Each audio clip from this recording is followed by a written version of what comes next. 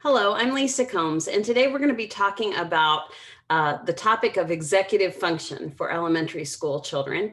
And we're going to be doing it through a framework called Traffic Jam, which is a kind of a little curriculum, mini curriculum that I developed for introducing the concept of executive function to even very young children. Because what we're seeing is that in the last few years, as kids have started becoming, oftentimes coming to school with fewer social emotional self-management skills than maybe they used to, we're seeing that it's having a big impact on their success in the classroom, both academically and from a behavioral standpoint. And so I've gotten lots of requests from folks for suggestions on how to approach the topic or approach the challenge, I guess, of developing those skills in very young children. And so over the years of working with kids who have disabilities that can impact executive function, I've always found that it's really helpful to use what's called a self-monitoring approach to helping kids develop the skills that comprise executive function. Just like when you or I are trying to change something about our cognitive process, whether it is choosing better foods or whether it's saving money or spending less money, we are having to self-monitor, kind of recognize our own thoughts and feelings, and then make different choices. And that requires us to be really kind of aware of our own internal state and our own thought process. And that requires some real mindful, intentional, dedicated time and energy to that. So whether it's, you're trying to increase your exercise, and so wear your Apple Watch everywhere so that it will count your activity, your steps and your activity level, and give you feedback on that. Or whether you are, trying to improve your credit score for your mortgage application, and you download a budgeting app.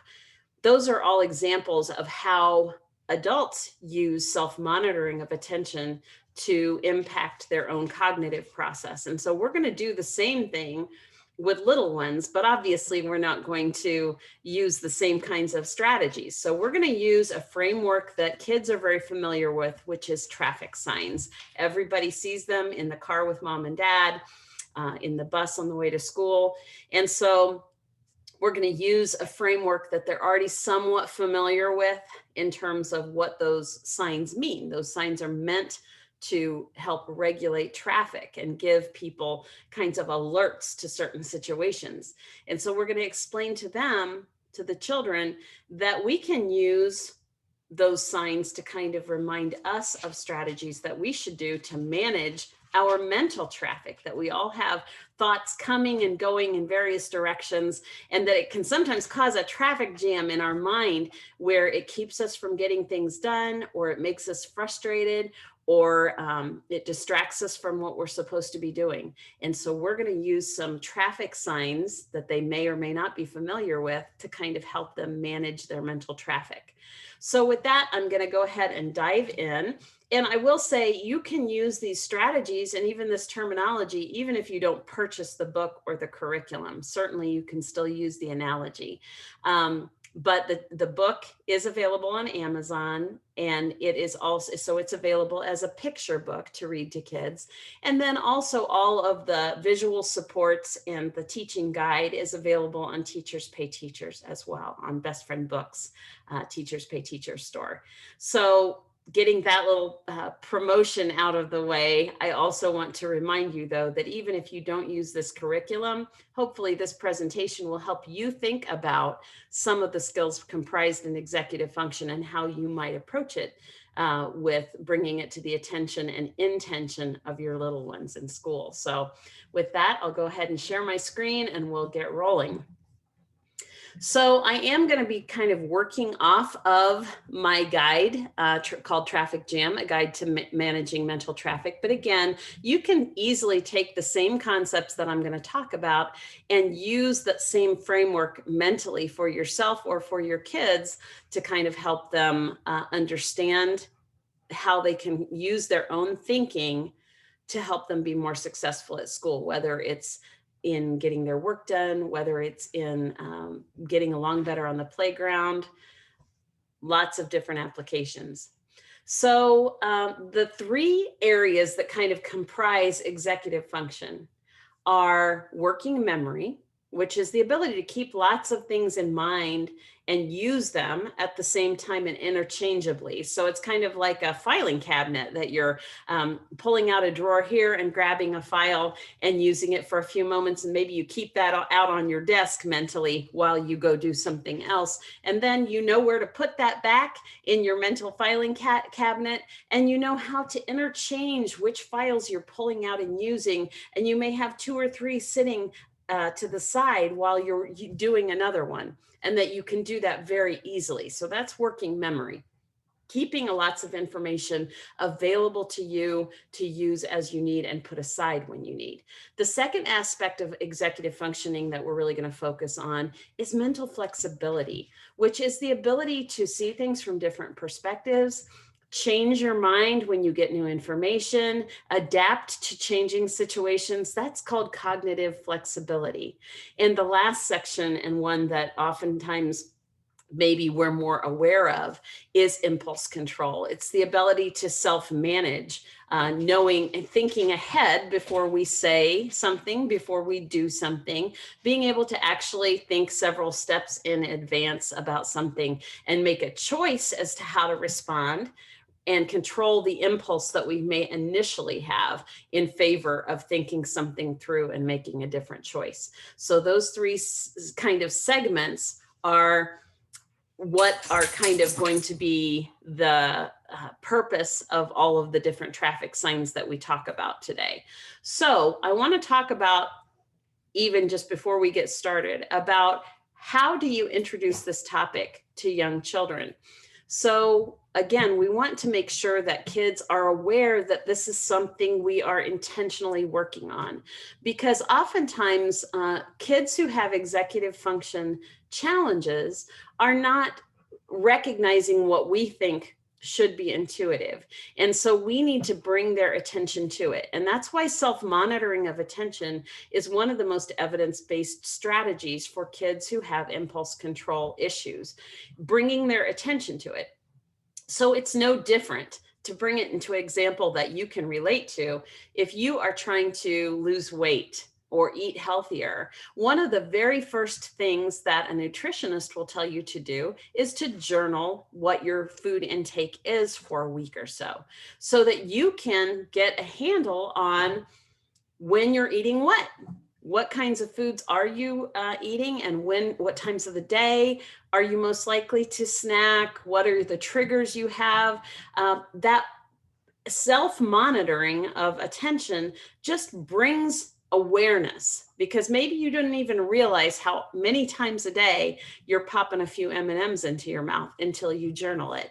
So there's going to be a self-monitoring of attention component when you're trying to develop a child's executive function skills. The most efficient way to do that is to bring their attention to it. And so I suggest that you really target a particular executive function skill, maybe every week or every 2 weeks, bring it to the kids' attention, talk about when we need to use it, and then have some kind of a visual cue that helps remind kids when they may be needing to use it, and then even giving them some kind of a system for monitoring how well they're doing it. And so that's what we're going to talk about with each of our skills. So making it more concrete for kids and helping them understand, here is a skill I need to be able to have, here's when I might use it. And then having a teacher who's giving a visual cue or a reminder periodically. Obviously, there's going to be another really important component to teaching those very difficult skills for kids to develop. Even typically developing kids continue to develop and refine their executive function skills all the way into adulthood. In fact, most of us are still working on those skills. So you're going to have some kind of a reinforcement component, whether it's nonverbals that you develop with your students to let them know they're doing a great job. And I will talk about how each one of our signs has a visual cue card that you can use to help reinforce that I saw you using your stop sign. Good job. But also you might think about working it into your PBIS system. So if you're already giving out kind of caught being good tickets for other behaviors that you're trying to reinforce in your class, consider extending that reinforcement system to include the executive function skills that you're introducing each week, so that you really bring some positive attention to these skills as they're developing. So when we introduce the new sign, we're going to present that sign to the class. Each sign has a verse that is read out loud to help the kids understand what the sign is to indicate. Discuss examples. You might even role play a few situations to demonstrate what it looks like to follow that traffic sign in action. And then post that visual sign in the classroom in a prominent location so that kids are seeing it all the time and remembering to use that skill. And then I always like to encourage teachers to wear a lanyard or something with a visual cue to help them remember, help the students bring their attention to it, and also to remind you to remind the kids and to reinforce those skills. So we know that what is in front of us visually gets our attention and helps us remember to do things. That's why we have, to-do lists. That's why we have inspirational sayings hanging on the walls of our classrooms. That's why some of us get tattoos to remind us of something that's really important. So I would encourage using those visual cue cards and the visual signs in order to kind of help remind the students to use the skills as they're developing them. I also have included in the packet, if you choose to use the actual curriculum, a traffic report, which is a way for the students to keep track of which skills they're developing. So after a week or so of practicing the skill as you present it, you're going to have the student return to their traffic report to the skill that you're working on that week, and you're going to have them mark for themselves. I'm just planning my trip right now. I'm on the road to success, or I have arrived. I know how to use that skill and I've got it going on. So that really means that they have transferred and generalized that skill into a lot of settings. I always encourage people, because people always ask, well, if this is a self-monitoring system, won't all the kids just mark themselves as having achieved it? And I always like to remind teachers that if you have not approached it in a punitive way, if you've approached it as a positive, to be honest about your own development of skills, your students will be honest. If they perceive, though, that they're going to be in trouble if they haven't developed the skill, then yeah, they will self-report that they've attained the skill even when they haven't. So you definitely don't want to take any kind of punitive approach with any of this skill development. So you want to be able to praise them if we do a self-check and a student says, well, I'm on the road to success with the stop sign. I still did something impulsive yesterday, and they're honest about that. You need to praise them and acknowledge their honesty and their good reflection. So the traffic report has all of the stops, all of the traffic signs that you're going to introduce in the entire program.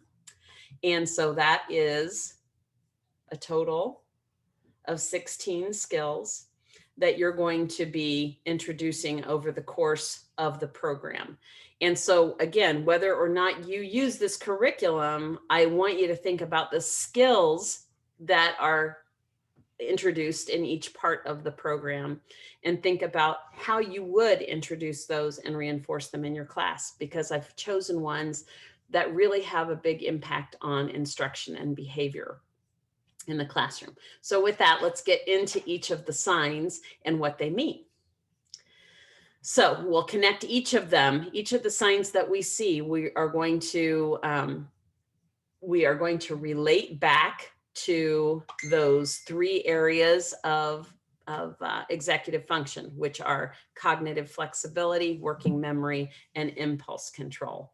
So the very first one that we're going to talk about is the stop sign. And that's one I always like to introduce first for two reasons. Number one, kids are already very familiar with what a stop sign is and what it means. And so it's an easy one to teach that analogy of the signs managing your mental traffic. the other reason I like to introduce it first is because this is oftentimes the skill that is resulting in the most immediate impact in the classroom in terms of academic struggles and also especially behavioral struggles. So the stop sign is about impulse control. So it fits into that segment of executive function that's about self-management. So the verse that goes with it. So when you introduce the skill of the stop sign, you're going to introduce this poster and you're going to read and introduce the verse to the class. So you would read aloud. The stop sign means I honor the pact to stop and think before I act. I take the time to think things through before I choose what to say or do. So each of the signs is going to be related to one of those three segments of executive functioning, but they're going to be more specific skills. And each one's going to have a verse that really captures for the students a summary of how you use it and when you use it. So the stop sign is going to mean that we're going to really work this week on stopping and thinking before we speak or act. And so this is a point where you might want to go through some examples with the students. You might ask them to generate some examples. You might even choose to role play a situation or two. And then through the week, you want to be bringing up those teachable moments. So when a student, reaches out and grabs the glue from someone during an activity and that student responds in a negative way, you might be holding up your visual cue card of the stop sign and saying, let's remember to stop and think before we act. So did you stop and think before you grabbed that glue from someone? When someone maybe calls someone a name or says something inappropriate in class, bringing out that stop sign and reminding them. Again, you don't just want to bring it out when the child is doing something wrong. Some of the most powerful ways that you can use those visual cue cards with the stop sign on is to say, whoa, I see somebody really following their stop sign. They stopped before they said something. They stopped before they did something. They thought something through. So the more you can bring positive attention through the week, the better. So stop sign is that impulse control piece. The second sign that I like to introduce is the yield sign. So the yield sign is about taking turns and compromising. And again, it's really getting into that self-management or impulse control segment of executive functioning. Again, reminding us that that is probably the area that has the most immediate bang for your buck in terms of having a positive impact in the classroom. So the yield sign, when you introduce that, you talk about when we might need to follow that yield sign in our brain, which is when we need to take turns. When we yield on the roadway, that yield sign means that we need to slow down and let someone else go first, that we have to wait to take our turn. We have to wait until it's the appropriate time to do something, that we might have to compromise a little bit. So the yield sign means that I can learn to wait with patience and take my turn, to let others finish what they have to say, and to compromise when we work and play.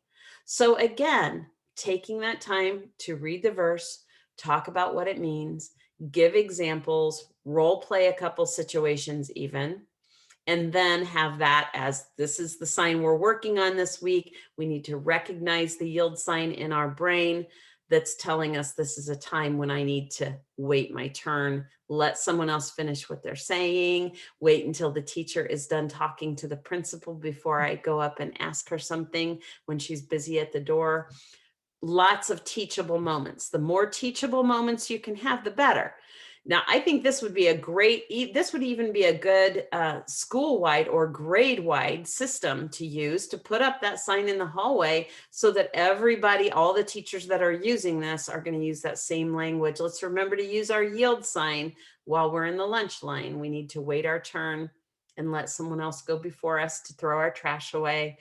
Giving as many examples as you can. And again, bringing positive attention with your visual cue card when you see students following their yield sign in their brain, then you need to bring that up and say, whoa, I really liked how I could see the wheels turning and you wanted to say something, but you waited until your friend was done talking. That's awesome. Or at recess, walking up and showing the yield sign on your lanyard and saying, wow, I really like how the kids that are waiting to play on the swings are using their yield sign to wait their turn and be patient. So that would be my suggestion of the second skill to really introduce. So the first one being stopping and thinking before you say or do something. Whether you use the stop sign analogy or not, the skill is an important one to teach. The second skill that I would really introduce would be taking turns, waiting patiently, compromising, because that has such an impact on your classroom climate and on academic tasks where kids are going to have to cooperate together.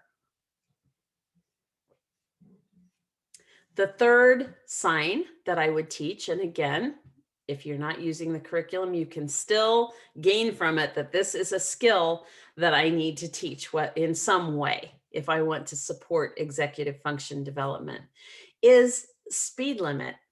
Adjusting your speed to a given situation. And again, that goes back to a couple different things. It goes to self-management, so impulse control, because do you have kids who just race through something to finish it and be done? Or do you have kids who take forever to begin a task that they've been instructed to do? Absolutely. We've all had kids who have trouble adjusting their speed to a given situation.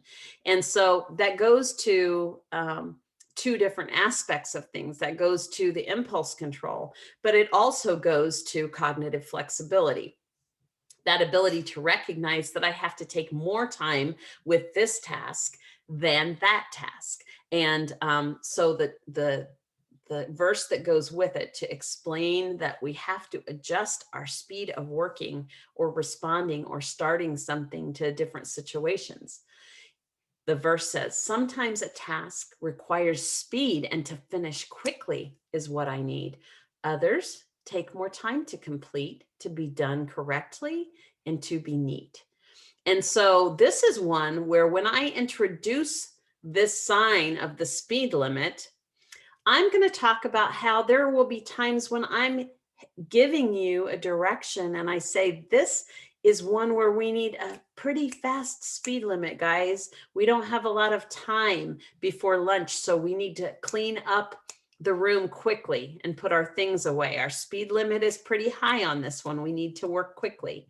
Or when we're lining up for a fire drill, that's a really super speedy event. We have to really obey the speed limit and go quickly because that task requires speed and quickness.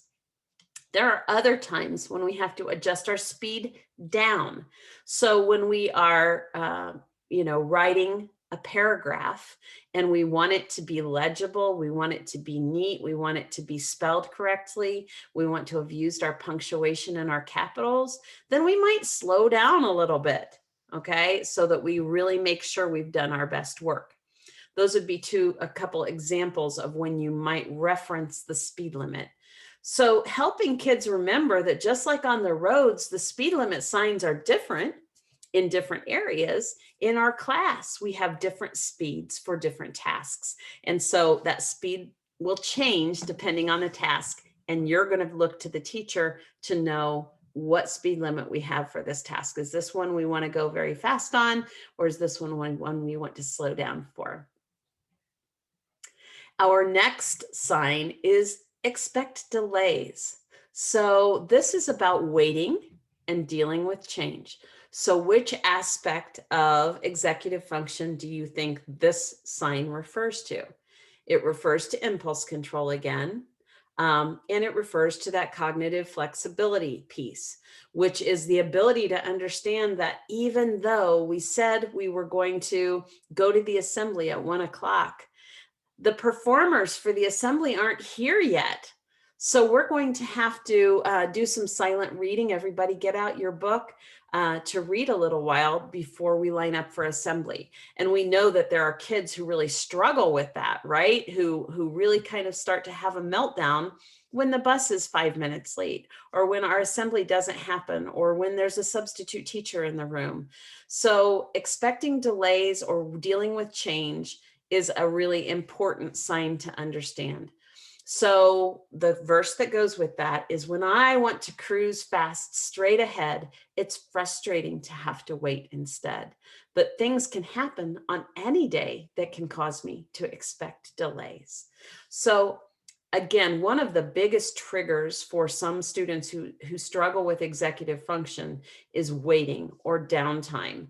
That is a really difficult thing for lots of kids. And so that is one of the executive function skills that you need to very intentionally help kids develop. So if this is the sign for this week, then we're going to really work on recognizing that there are some times when we have to deal with changes or waiting when we weren't expecting it. And so when things arise that the kids have to wait for a few moments, that's when you can pop up that visual support of the expect delays sign and remind the kids, I love how you're waiting patiently. I know we were planning to get out to the bookmobile 10 minutes ago and it's not here yet, but I love how you guys are all following your expect delays sign and recognizing that it'll happen, but we just have to wait a little while. Okay, so the next one is for the skill of maintaining focus and maintaining attention to task. Again, this goes to cognitive flexibility. If you've got kids who really are having trouble uh, shifting their attention from something that has their interest to something else that's less motivating, or kids who really are highly distractible. So it's that impulse control that I want to immediately give my attention to whatever is shiny at the moment. So one way is the reminder, the visual reminder that this is an activity that's going to require all of our attention. So the verse that goes with it is, staying focused is sometimes hard when I get distracted or caught off guard. But if I keep my eyes on the road ahead, I can get to the end of this task instead. So this would be the sign that you would be working on to help kids recognize that there are some times when you just have to focus all of your attention in one direction. And so if that's the one that you're having as your skill to introduce that week, again, giving lots of examples and role play and bringing out lots of teachable moments during that week where you're saying, okay, we're going to be following our one-way sign for this task. We have a limited time to get it done. So we've got a quick speed limit and we've got one way. We're just going to be focusing all of our attention on our timed math test, if that's what you are having the kids do. And all of our attention is going to be focused on that. We're going to put all our other materials away. We're going to clear our desk of any distractions and have our focus in one direction only. So that brings up another point, because if you'll notice in that example, I said we're going to have a high speed limit. We have to be fast today on this task, and we're going to keep our focus attention in one direction. And so you don't want to just let the other signs go into the background as you introduce additional signs. You still want to keep references to that in your discussions with kids, in your examples with kids. As you go about your daily activities, you want to still keep those other skills at the top of their attention as well. Now, once they've kind of mastered them, you may not have to refer to them as often. So that whatever is the skill of the week, you want to be more intentional about bringing lots of examples to, but you're still going to make reference to the other signs as you go. So that's just something to keep in mind. And again, if you're not choosing to use the traffic jam curriculum, it's still something that's important to recognize as a skill to teach to help kids maintain focus and keep their attention to task. Okay, the next one is for kind of the opposite of the one way. So this is divided highway. And this is where we need to recognize that we have to divide our attention for a particular task. So just like we said on some roadways, when we're driving along, it's one way and we have to go one direction. There are other roadways where there are two directions of traffic going at the same time. And in our own daily functioning, there are times when we have to divide our attention and have two different tasks that we're working on simultaneously. That is a skill that is really hard for some kids. So the verse that goes with that is, there are times when I have to use my mind to do more than one thing at a time. I have to split my attention then from one thing to another, then back again.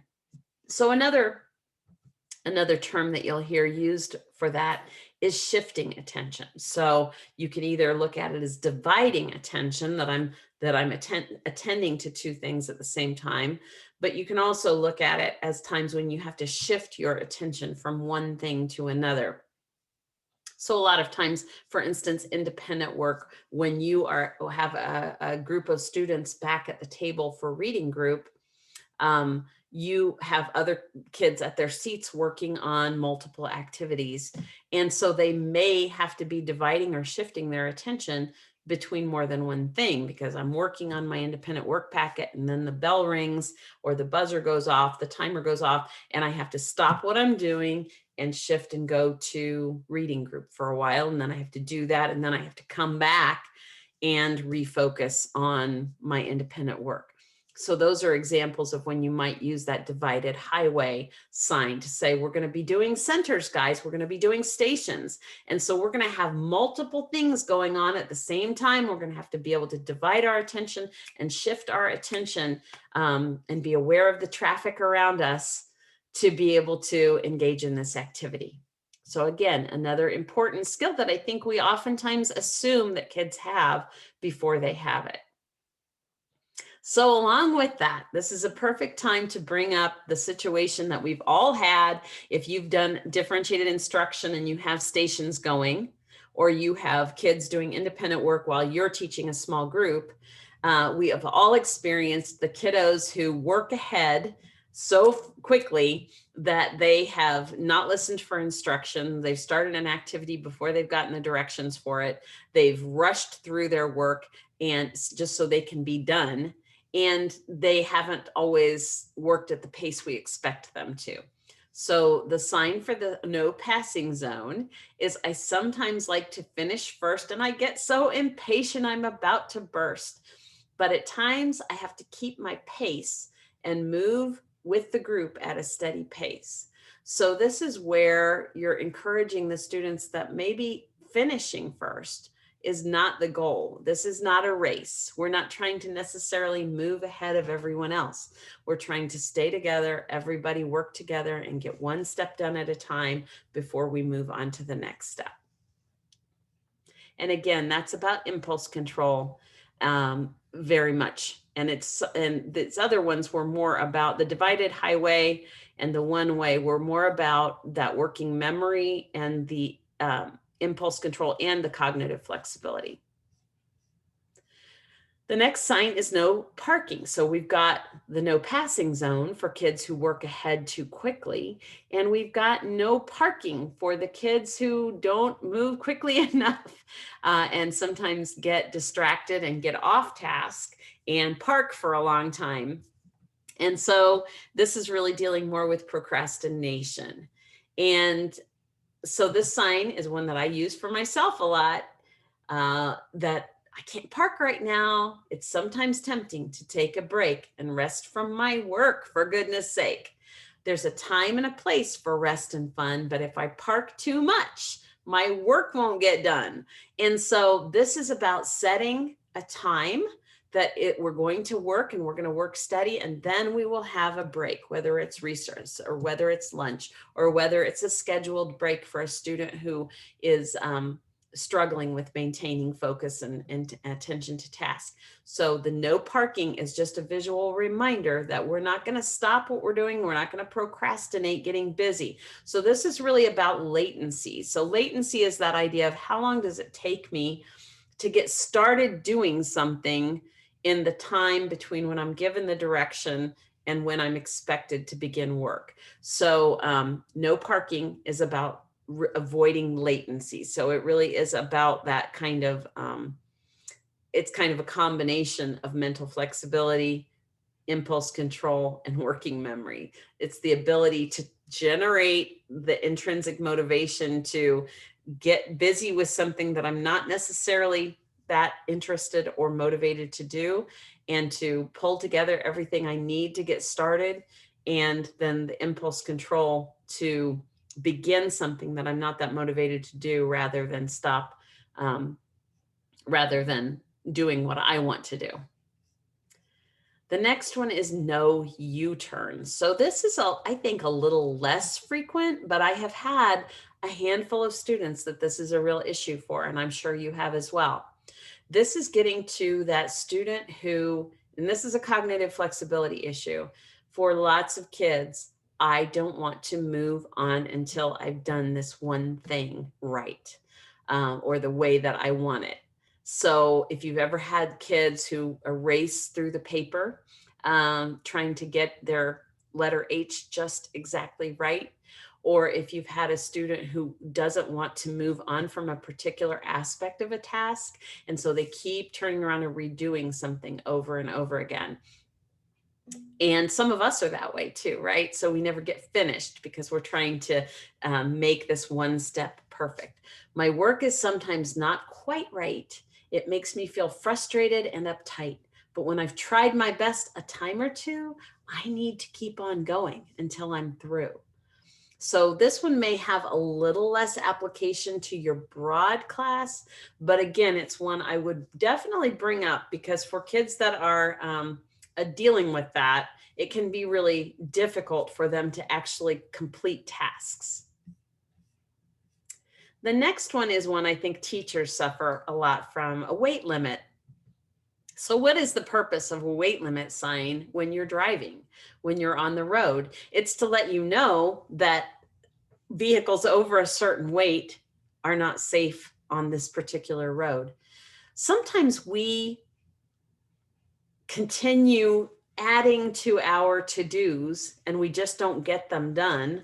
We are U-turning too often, or we are not taking action when we need to. Maybe we're working at the wrong speed limit. And over time, we get too many things accumulated on us in terms of work to be done. Our weight limit is exceeded. And so it's about managing workload. So this is really a higher level executive function skill. It's about pacing your work so that you get this done before you have another new thing to do.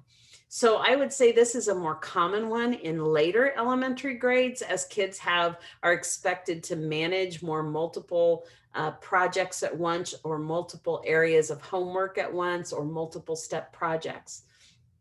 So the verse that goes with this is, if I wait to do all my work at once, it could take me days or weeks or months. A bit at a time, I can reduce my load so I can keep on moving down the road. So helping kids. So this one might be a good one to introduce when you do have a multiple step project to do, or when you're trying to get the kids to have a set of assignments that are due at the end of the week, and they're going to have to start pacing their own work. So helping them to learn intentionally how to manage their workload. For a lot of kids, you're really going to have to actually teach them how to look at a big chunk of work and break it down into smaller components and chip away a little bit at a time in order to manage that weight limit. So the next one has to do with cognitive flexibility, and this is about anticipating a potential problem that arises.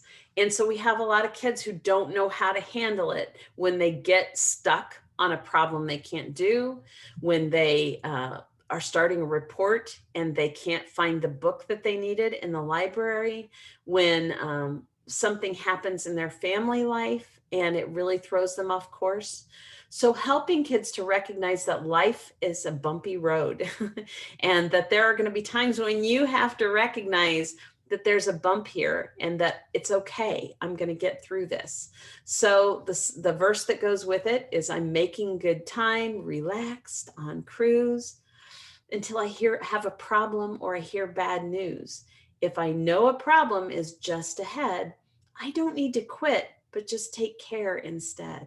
So I get a bad grade on a spelling test. That doesn't mean that I am going to fail spelling altogether. It just means that I need to slow down, ask what I can do to raise my grade, maybe study a little bit harder for the next test, that we all have bumps in the road and that it's okay. The next one is wrong way. So this is one where I really like the thought of bringing intention and self-monitoring and self-awareness to the child. It's being able to recognize when something you're doing is not working well and being able to change your mind, change your actions, change your words. I think I know a bazillion adults who are still working on this one, but it's such an important one in terms of academic success, in terms of social success, in terms of relationships. It's really important to be able to recognize when it's like Dr. Phil always says, how's that working for you? Recognizing when this is not going well and I need to change something about what I'm doing. So the verse says, it happens sometimes when we take a turn, things don't go well, and we have to learn when we've made a mistake, we need to reverse. We can change directions before things get worse.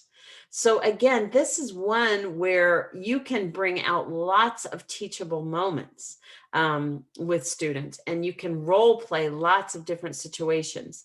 I do like to remind people that no one, including children, like to be publicly confronted or embarrassed at a time when they are not being successful. So try to use the visual cues to point out when the child is doing something really well. So, when you notice that a child has gotten halfway through the paper, not following the directions, and now their page is all messed up and they've cut out the wrong things, and they bring it to you and say, I need a new one because I didn't follow directions and I think I need to start over. That's a time to praise that child and say, whoa, great way to follow the wrong way sign in your mental traffic jam, and recognize that you got started wrong and you need to change directions, and that it's okay to admit when you were wrong and that you weren't listening, and that's okay because you recognized it and you changed directions. Or when two students are having a conflict at indoor recess over a game that they are playing, and they're having a conversation and starting to escalate into an argument, and one of the students goes, we can do it your way for a while and see if it works. That's the time to pop over there with that wrong way sign and go, whoa, I really like the way you recognized that you were going to use your entire recess arguing and that wasn't working well. So you changed directions and handled it a different way. Woohoo, high five. So making sure that we recognize that a threat to self-image is one of the most frequent triggers for conflict in the classroom between teachers and kids. When a student feels like they're having to save face or they're going to be embarrassed in front of their peers, that's never a good situation. So try to use those visual cue cards as opportunities to reinforce using the skills well. Now, over time, you might find it helpful as you're seeing two students in a conflict, you might just walk by and flash the wrong way visual card to them as a reminder. Now, I would not go much beyond that in terms of bringing a lot of verbal attention to it. The power of that nonverbal cue is that student gets the reminder, there's a traffic sign I'm missing, without having to be embarrassed by a verbal confrontation. So just keep that in mind as a couple ways you can use the visual cue cards if you choose to use the curriculum. The next one is really getting to that mental flexibility, and that's the detour. So again, thinking about when you see the detour sign in traffic. It's when you are going about and you think you're going to take Highway 36 from, like I do, to go visit. We used to take all the time to visit my family in Indiana, that I would take 36 all the way from my home in Greenville at the time to Anderson, Indiana, because there was one road that went straight from almost in front of my house to almost in front of my parents' house. But in the summertime, when there was road work, oftentimes there would be detour signs, and I would have to adjust my travel time and adjust my plans to go a different way. And so the sign for detour is, as I go about my day to day, I like to do things the very same way. But to learn and grow and spread my wings, I must think and learn and try new things. So the example I always give about the mental flexibility for the detour is, yeah, it was much more convenient for me to just hop on 36 and take it all the way from my house to almost the door of my parents' house. But at the same time, it feels good to know that I know 2 or 3 alternate ways to get there because of detours that I followed. And so helping kids recognize that there is more than one way to handle any given situation. And so when you run into a roadblock with one thing that you're trying, you can try it a different way. This has lots of applications, even in problem solving in your academic classes. So I love the detour sign and use that one a lot. The mile marker sign is for being able to help kids remember that they can take a big task and break it into smaller ones. And that's how they can kind of tackle something that seems really difficult and hard to do, and that it's going to take a long time and can feel overwhelming. So again, when do we use the mile markers in our travels? Well, it's to help us recognize different points along the way, how far we are from our destination, from where we started and to where we're going. And so that can be the same way when we've got a big project to tackle. We can kind of divide it into mile markers to monitor how close we're getting to our destination of being done. So the verse for that is, an enormous task can feel too large, but I can break it down and stay in charge.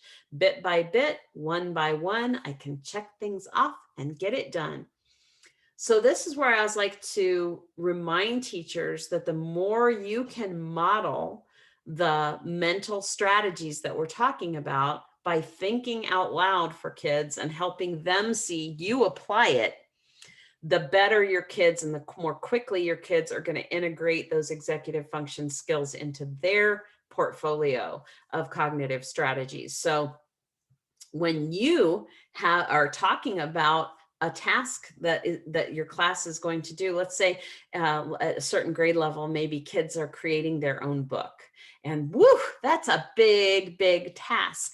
So let's break it down into the components that we're going to work on in the order we're going to work on them, and we can check them off as we go. Even modeling the use of a checklist and checking things off, and having kids take turns maybe on the smart board, checking off the mile markers on that project of creating their own book, so that kids are seeing and hearing you make reference to it and use that strategy yourself. It's very, very powerful. We know that in social emotional learning of any kind, adults play several different roles. Direct instruction is one, but also modeling the skill and responding to students in a way that reinforces the students using the skill. And the next one is the exit sign. So this is when you're ending a task and transitioning to something else. So some of us really have a hard time stopping something that we are engaged in and moving to something else. So the verse for that is, hey, look up there, straight ahead. It's time to do something else instead. Prepare to exit our current task and be ready to do what the teacher asks. So this is kind of a priming tool to help kids get cognitively ready to switch gears. So you might just hold up that exit sign when it's about time to switch reading groups, or when it's about time to clean up the math stations and line up for lunch. Anytime where you have a transition point, you might want to use that exit sign. The next one is information sign. So again, when you're traveling and you see a sign that says information, that's an indication that that's a place where I could maybe look for additional resources, check out what sites there are to see around this area. So whether there's any pertinent information that I need in my travels.